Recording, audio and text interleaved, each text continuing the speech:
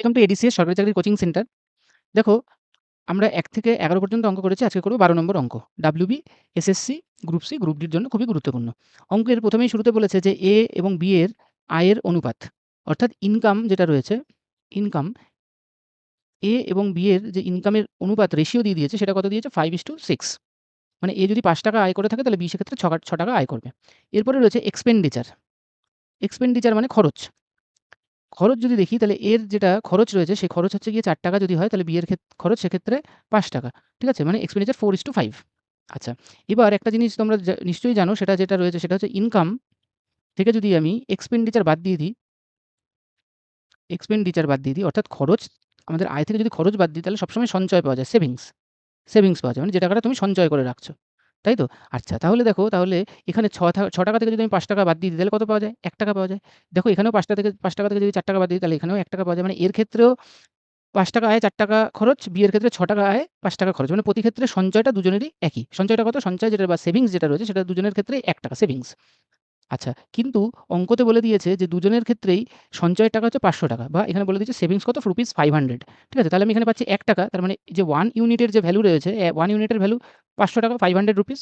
তাহলে আমাদের বলেছে এর আয় কত? এটাই তো অঙ্কের লাস্ট লাইনে বলেছে। বাট কোয়েশ্চেন ছিল যে এর ইনকাম কত? তাহলে এর ইনকাম তো 5 ইউনিট। তাহলে 5 ইউনিটের ভ্যালু কত হয়ে যাবে? 5 ইউনিটের ভ্যালু হয়ে যাবে 5 into 500।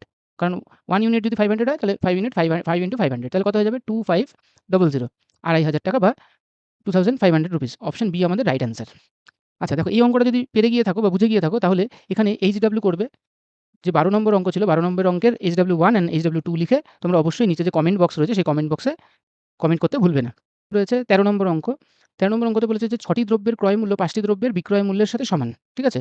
Cost price CP, cost price of 6 article is equal to the selling price of 5 articles. ৫ টা আর্টিকেলের সাথে সমান। তাহলে বলেছে what is the percentage of profit, লাভের শতকরা হার কত নির্ণয় করতে বলেছে।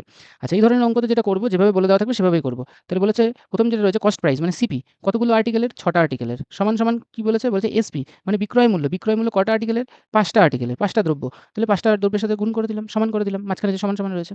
এবার এখান থেকে আমি নির্ণয় করতে পারবো দেখো যেটা পাশে থাকবে সেটা ভ্যালু হবে না। উল্টো দিকেরটা তোমাদের রিয়াল ভ্যালু পাওয়া যাবে। তাহলে সিপির ভ্যালু কত? কেনা দাম কত টাকা ছিল? ৳৫ ছিল কেনা দাম। বিক্রয় মূল্য কত? বিক্রয়ের কতগুলো ছিল? বিক্রয় মূল্য ছিল ৳৬। কেনা দাম ছিল ৳৬।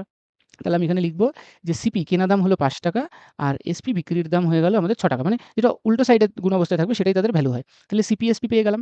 এবার বলেছে লাভের শতকরা হার নির্ণয় করতে হবে। ঠিক আছে? তাহলে প্রফিট, বার করার নিয়ম যেটা রয়েছে সেটা হচ্ছে গিয়ে SP minus CP divided by CP into 100 এটা করলেই বেরিয়ে যাবে।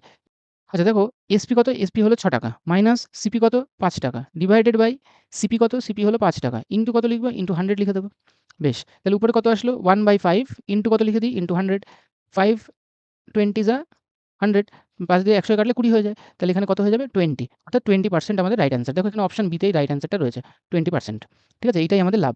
যদি এই অঙ্কটা বুঝে গিয়ে থাকো তাহলে এইটা হলো ১৩ নম্বর অঙ্ক যেটা ছিল সেই ১৩ নম্বর অঙ্কের HW1 ঠিক আছে? আর এটা হলো ১৩ নম্বর অঙ্কের HW2 এই দুটো করে অবশ্যই কমেন্টে নিচে লিখে দেবে। ঠিক আছে?